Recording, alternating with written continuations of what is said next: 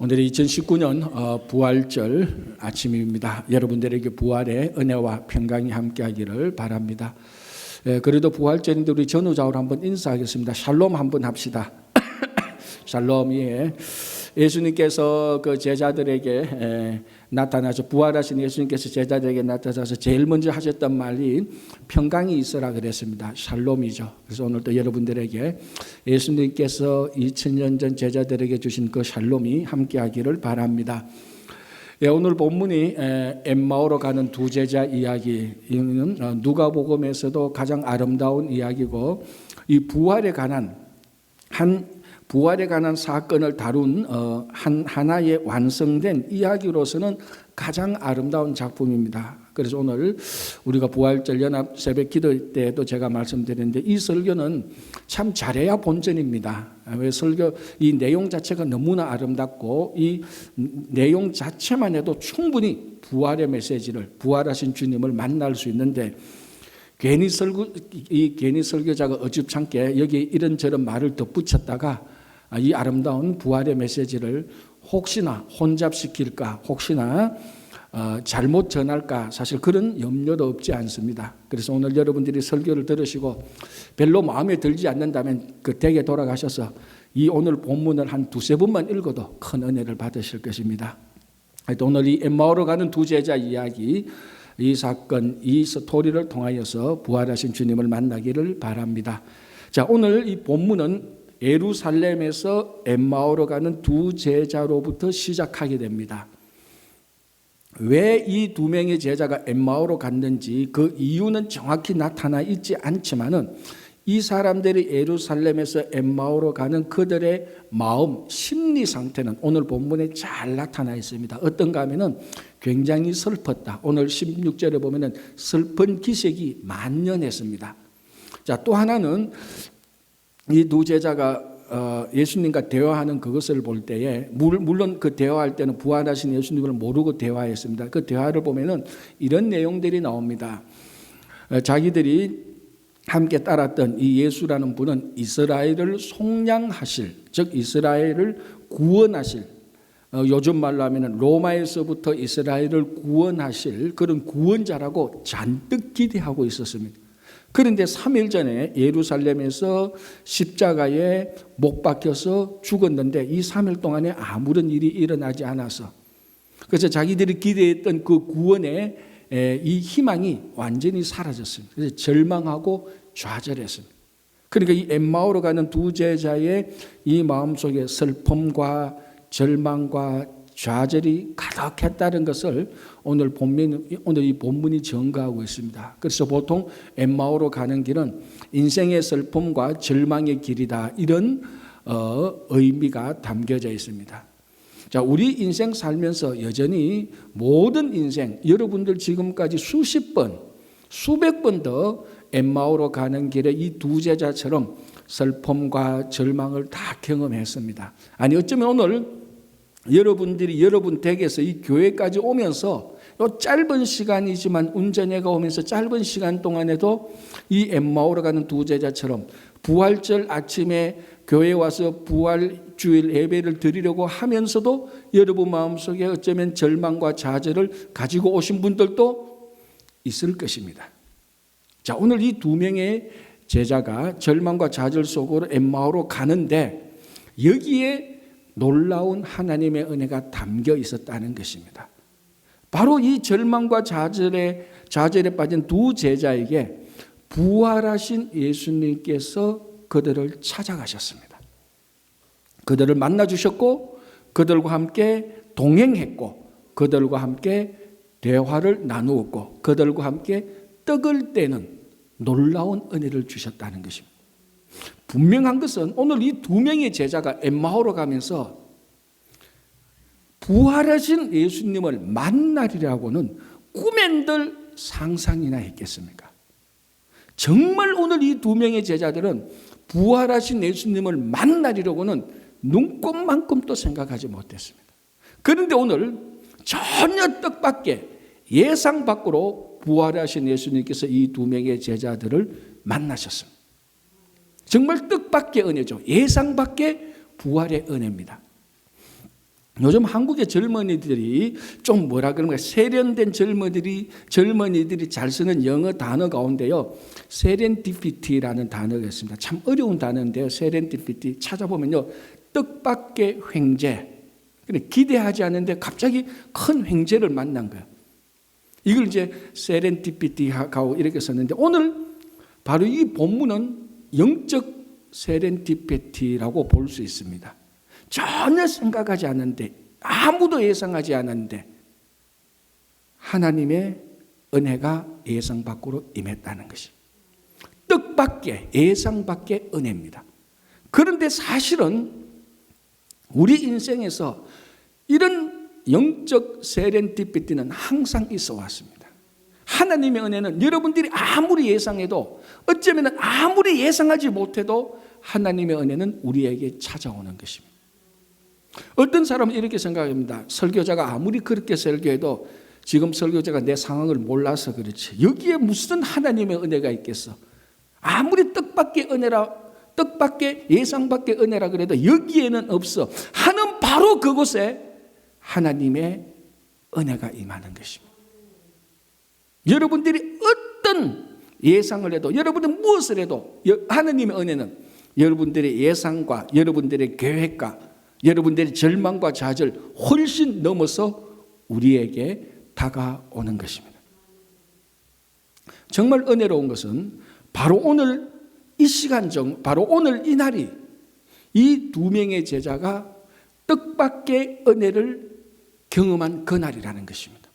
오늘 본문이 뭐라고 말합니까? 예수님께서 십자가에 달려 고난받고 죽은 지 사흘째 되는 날.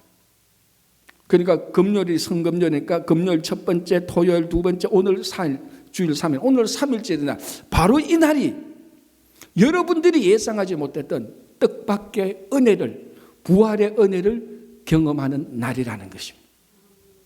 그래서 여러분 인생에 어렵고 힘들더라도 우리가 끝까지 절망하고 좌절하지 않을 이유가 바로 여기에 있습니다. 정말로 예상하지 못했던 하나님의 은혜가 예수님께서 돌아가신 사흘째 임했다는 것입니다. 바로 오늘 여러분들에게 이 은혜가 함께 임하기를 간절히 바랍니다. 자, 예수님께서, 이 부활하신 예수님께서 두 명의 제자들과 함께 했습니다. 동행했습니다. 대화를 했습니다. 그런데 오늘 본문 보면 처음에 이 두 명의 제자들이 자기들과 함께 합류한, 자기들과 함께한 이 여행객이 부활하신 예수님이라는 것을 전혀 알아보지 못했습니다. 왜 그랬을까요? 오늘 본문 16절은 분명히 증거합니다. 그들의 눈이 가리워져 있었다. 눈이 가리워져 있으니까 부활하신 예수님을 알아보지 못한 것입니다. 자, 이 가리워져 있었다는 것의 또 다른 의미는요, 닫혀져 있다는 것입니다. 문이 닫혀져 있듯이 문이 닫혀져 있듯이 그들의 눈도 닫혀져 있습니다. 문을 열면은 내부 세계와 외부 세계가 서로 소통하게 됩니다. 그러나 문을 닫으면은 외부 세계와 내부 세계는 단절되고 내부에 있는 이 세상은 폐쇄적이 되는 것입니다. 그래서 이 두 명의 제자들의 눈이 가리워졌다는 것은 그들의 눈이 닫혀졌다, 그들의 눈이 단절됐다는 것입니다.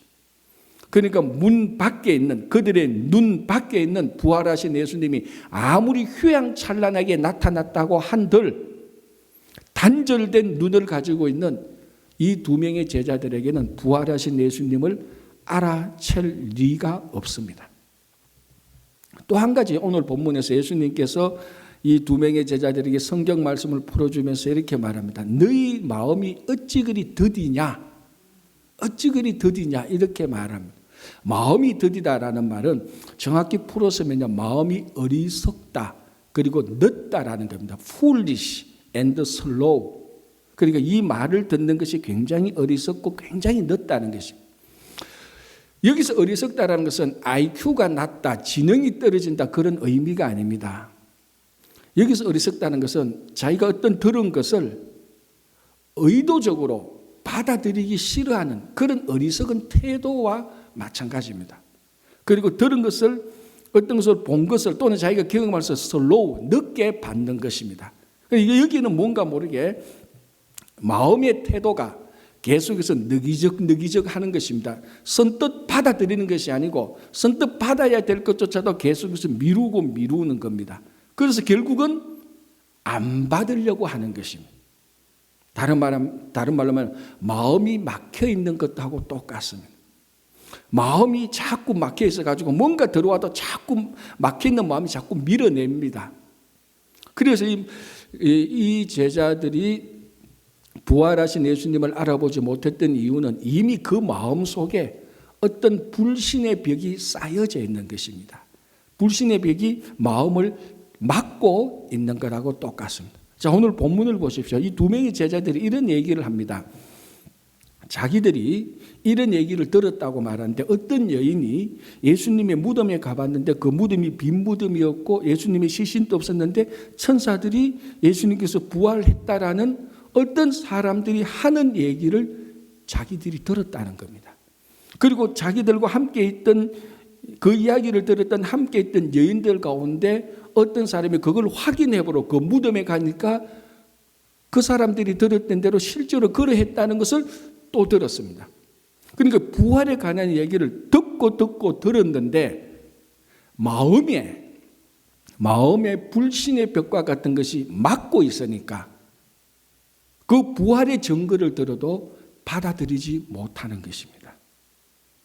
그래서 여러분 이 두 사람은 눈이 닫혀져 있었고 마음이 막혀져 있습니다. 한마디로 말하면 다시 반복해서 말하자면 이 두 사람은 바깥 세계와 어떤 세계와 단절된 폐쇄적인 상태에 들어가 있는 것입니다. 바로 이런 상태, 단절되어 있는 이 상태의 모습을 보면서 오늘날 많은 교회와 성도들의 모습이 보이기도 합니다. 여러분, 자기 자신을 단절시키고 폐쇄시키면요, 처음에는 안전되게 생각합니다. 굉장히 안전되다는 생각이 합니다. 그러나 실상은 그때부터 죽어가기 시작하는 것입니다. 폐쇄된 공동체, 단절된 공동체는요, 안전한 것이 아니고 죽음으로 가는 공동체입니다. 그래서 부활하신 예수님을 만나는 것은 눈이 열려지고 마음이 열려져서 폐쇄되고 닫혔던 것이 단절된 것이 뚫히고 연결되고 소통되는 것입니다. 여러분, 전쟁이 일어나면요, 제일 먼저 해야 될 것이 무엇인가 하면 상대방의 통신시설을 교란시켜야 됩니다. 그래서 방송시설을 장악하든지 해서 상대방의 통신을 장악해서 상대방이 다른 세계와 다른 부대와 다른 군인들과 연락하는 것을 단절시켜버려야 됩니다. 폐쇄시켜야 됩니다. 그래야 그 적을 쉽게 정복할 수가 있습니다.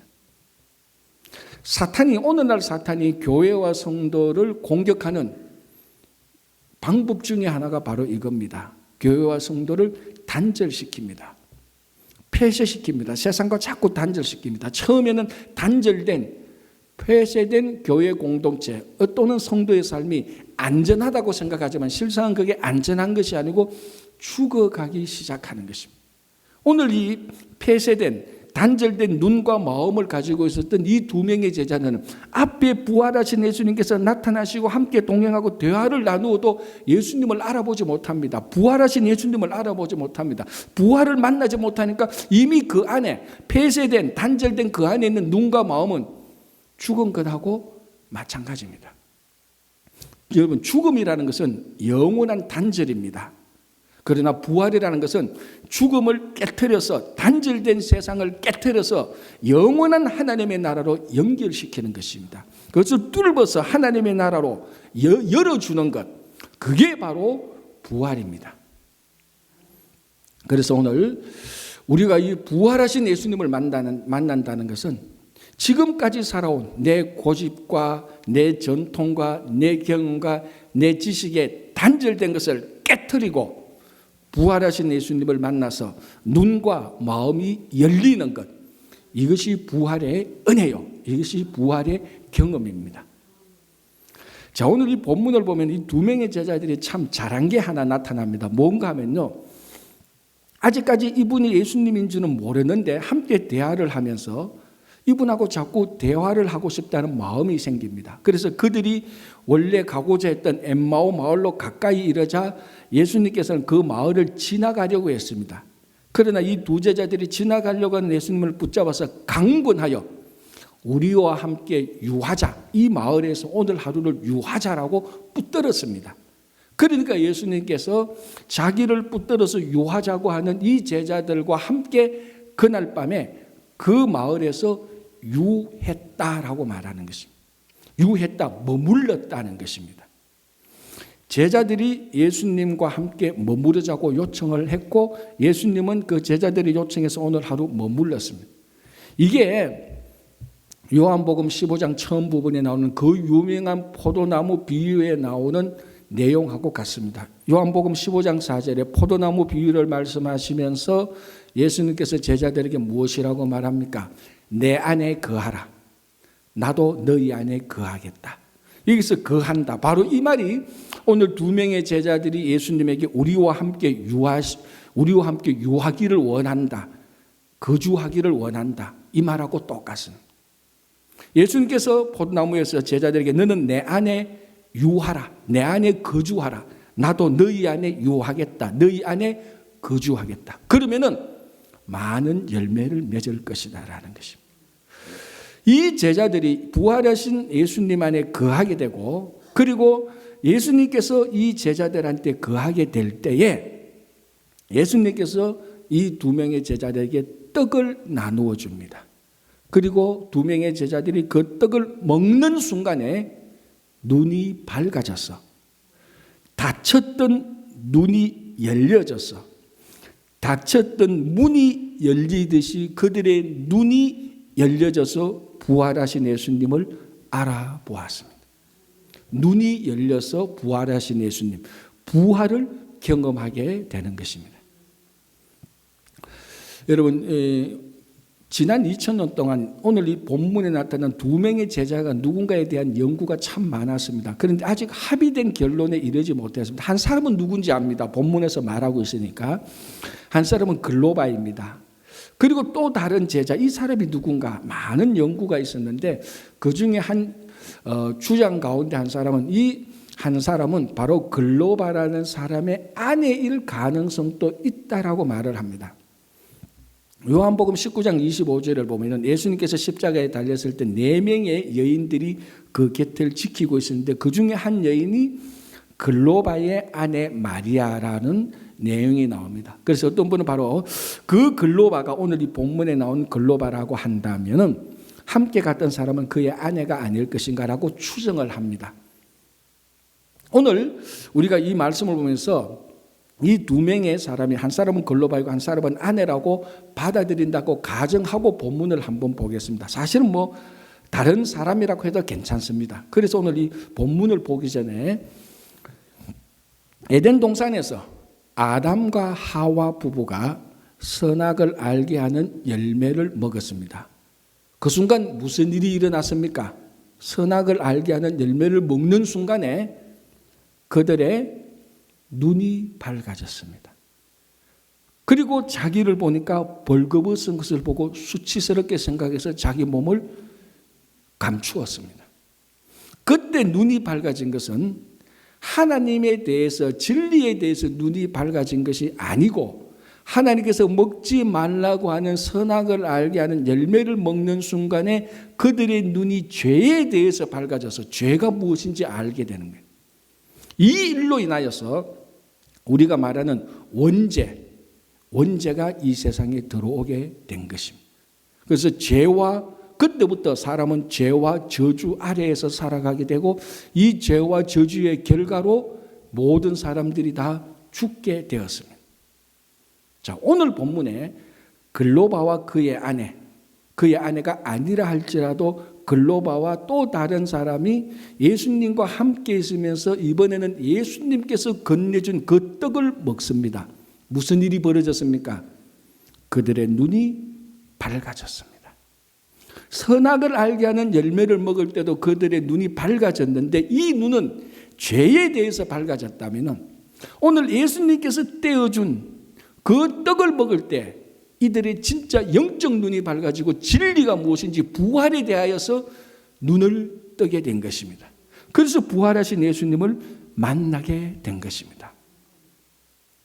부활은 죽음을 극복하는 것입니다. 죄와 저주의 결과로서 죽게 된 사람들이 오늘 이 본문에서 이 순간이나마 예수님께서 떼어주신 떡을 먹는 순간에 부활을 경험함으로 원죄와 저주로 인했던 죽음을 극복하게 되는 것입니다. 그래서 눈이 밝아진다는 것은 주님과 함께 교제하고 정말 주님과 함께 살아갈 때에 우리가 진짜로 영적 눈이 밝아지는 것입니다. 그래서 오늘 이 두 명의 제자들이 눈이 밝아져서 예수님을 알게 되고 부활하신 예수님을 알게 되는 순간이 찾아옵니다. 그러자 이 두 사람이 서로 무슨 얘기를 하는가 하면, 야, 우리가 이미 이 사람, 우리가 부활하신 예수님을 만나기 전에 그 전에 이 앞에서 대화할 때에 예수님께서 성경을 풀어주실 때에 우리 마음이 뜨겁지 않느냐, 내 마음은 뜨거웠는데 너의 마음은 어떠했냐 하니까 그 얘기를 듣던 사람이 나도 마음이 뜨거웠어. 그 사람이 성경을 풀어줄 때에 내 마음이 뜨거웠어 라고 말합니다. 그래서 풀어준다는 말은 사실은 성경을 연다는 것입니다. 오픈입니다. 성경을 열 때 하나님의 말씀이 열릴 때에 이들의 마음이 녹아졌습니다. 뜨거워서 녹아졌습니다. 하나님의 말씀을 더디 믿던, 일부러 늦게 믿던, 일부러 안 믿던 불신의 태도, 그래서 마음의 벽을 쌓아놓았던 이 제자들 앞에서 하나님의 말씀이 열리니까 마음이 뜨거워져서 마음의 담이, 막고 있었던 마음의 담이, 단절된 마음의 담이 뜨거워져서 녹아져 없어졌습니다.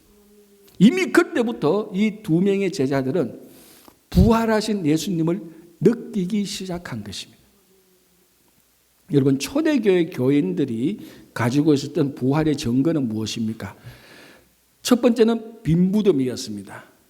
그들이 예수님의 시신이 있었던 무덤에 가보니까 시신을, 그 무덤을 막고 있었던 돌이 옆으로 제껴져가 있었고 안에 들어가 보니까 예수님의 시신이 부활하고 없어진 빈 무덤, 비어있는 무덤이 첫 번째 부활의 증거였습니다.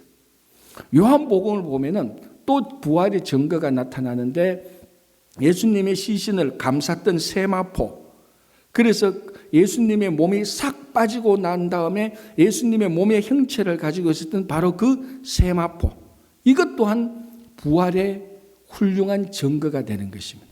그리고 천사들이 나타나셔서 예수님께서 여기 계시지 않고 부활하셔서 갈릴리로 갔다는 천사들의 증거가 부활의 증거입니다. 또 실제로 예수님의 제자들이나 많은 사람들이 부활하신 예수님을 만났습니다. 명백한 부활의 증거지요. 자, 그렇다면 오늘날 우리가 가지고 있는 부활의 증거는 무엇입니까?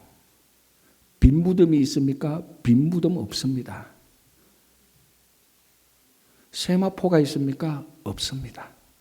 천사들의 증거를 받았던 정직한 사람이 있습니까? 없습니다. 거짓된 정의는 많이 있지만 진짜 천사들이 나타나서 부활의 증거를 한 지금의 사람들은 없습니다. 그러면 우리에게 남겨진 부활의 증거는 무엇입니까? 21세기 첨단 과학과 아주 세련된 기술로 부활을 한번 증명해 볼까요? 부활을 증명하려고 하면 할수록 더 시끄러운 논쟁만 생깁니다. 율법이 부활을 증거합니까? 천만의 말씀. 상식과 경험과 어떤 것들도 지금 우리들에게 부활을 증거하지 않습니다. 그러나 오늘 이 엠마오로 가는 두 제자에게 예수님께서 성경을 열어주실 때에 그들의 마음이 뜨거워진 것처럼 여전히 오늘날 우리에게도 똑같이 이 하나님의 말씀이 우리에게 열린다면 우리는 완벽한 부활의 증거를 가질 수가 있습니다. 빈 무덤이 없어도 괜찮습니다. 세마포가 없어도 괜찮습니다. 천사들이 우리들에게 꿈이나 환상이나 실제로 말해주지 않아도 괜찮습니다. 과학이 말하지 않아도 괜찮고 율법이 말하지 않아도 괜찮습니다. 우리 앞에 있는 지금 우리가 가지고 있는 이 성경 하나님의 말씀이 열리면은 여기는 완벽한 부활의 증거들이 쏟아져 나오기 시작합니다. 가끔 말합니다. 이 21세기 이 과학 시대에 어떻게 부활을 믿을 수 있느냐고. 부활 믿는 방법은요, 너무나 간단합니다. 하나님의 말씀이 열릴 때, 과학도 증거하지 못한 어떤 증인들이나 어떤 증거들이 확보하지 못한 부활의 확실한 증거들을 우리는 이 말씀에서 분명하게 찾을 수가 있습니다. 여전히 하나님의 말씀은 우리들에게 완벽한 부활의 증거입니다. 그래서 여러분, 이 말씀을 대할 때, 하나님의 말씀이 우리에게 열릴 때 우리에게 주는 부활의 증거를 굳게 믿고 나가시기 바랍니다. 그래서 이 두 명의 제자의 눈이 열리고 마음이 열렸습니다. 부활하신 예수님을 만나게 되는, 엠마오로 가던 절망과 좌절로 예수님의 구원을 기대했는데 그것이 다 무너져서 절망과 좌절로 가던 이 엠마오로 가던 두 제자들에게 부활하신 예수님을, 예상하지 못했던 부활하신 예수님을 만나게 되었습니다. 그래서 이 제자들은 다시 예루살렘으로 돌아갑니다. 아마 이 두 명의 제자들이 예루살렘에서 엠마오로 갈 때 이런 생각, 이런 말을 했을 겁니다. 이제 우리 일생에 두 번 다시 예루살렘으로 갈 일은 없어. 우리가 거기에서 얼마나 절망했던가, 얼마나 좌절했던가, 우리가 예수라는 분에게 우리 인생을 그렸지 않는가. 그분이 진짜 우리를 구원할 줄 알았는데 이건 뭐야? 십자가에 사형 판결받고 고작 죽고 아무 일도 일어났지 않느냐. 예루살렘이라면 이제 지긋지긋해. 뒤도 보기 싫어. 분명히 그런 얘기를 하면서 절망과 좌절 속에서 엠마오로 갔던 이 두 제자가 부활하신 예수님을 만나서 그 즉시로 다시 예루살렘으로 돌아가서 부활의 증인이 된 것입니다. 가끔 이 사건을 문장 부호로 만든다면 엠마오로 가는 이 두 제자의 길은, 이 엠마오로 가는 이 길은 사실은 마침표입니다. 왜? 다 끝났잖아요, 이제. 기대했던 예수님도 돌아가시고 아무 일도 일어나지 않고 인생에 낙도 없고 희망도 없고 예루살렘에서 뭔가 해보려고 그랬는데 다 끝났습니다. 엠마오로 가는 사람, 이들의 인생 종쳤습니다. 마침표였습니다. 종쳤던 마침표에 부활하신 예수님이 나타나시니까, 부활의 은혜를 받으니까, 부활을 경험하게 되니까 인생의 마침표가 다시 느낌표로 바뀝니다. 느낌표는 뭡니까? 환호, 기쁨, 즐거움, 감탄, 경탄, 찬양입니다. 인생 마침표로 점 하나 찍고 끝났는 줄 알았는데 부활하신 예수님께서 나타나시니까 그제서야 정말로 부활의 기쁨과 즐거움을 누리게 되는 것입니다. 인생이 마침표인 줄인데 그게 아니고 느낌표입니다. 요즘 젊은이들 글 쓸 때요, 진짜 감탄하고 경탄해서 느낌표 10개 쫙 나옵니다. 느낌표 하나 가지고 안 합니다. 너무 좋아할 때 느낌표 3개 쫙쫙. 오늘 또 예수 다시 사셨네 하고 뭡니까? 느낌표입니다. 예수 다시 사셨네는요, 마침표가 아닙니다. 느낌표입니다. 감탄이고 경탄이고 찬양이고 경배입니다. 그래서 엠마오로 가는 절망과 좌절, 이 인생의 마침표가 다시 예루살렘으로 가는 경탄과 기쁨과 즐거움과 환호로 인생이 바뀌게 된 것입니다. 이게 부활의 은혜고 부활의 경험입니다. 이 경험과 은혜가 예수님께서 돌아가신 사흘째 되는 날, 바로 오늘 임했다는 것입니다. 여러분, 오늘, 지금 절망과 좌절과 낙담 속에 있습니까? 정말 이제는 안 돼. 인생 끝났어. 마침표 찍었습니까? 그러나 부활하신 예수님을 만나면 그 마침표가 감탄과 경탄과 경배의, 환호의 느낌표로 바뀔 것입니다. 그래서 오늘 이 부활절, 바로 이 날에 엠마오로 가는 두 제자처럼 부활하신 예수님을 만나는 여러분 되시기를 바랍니다.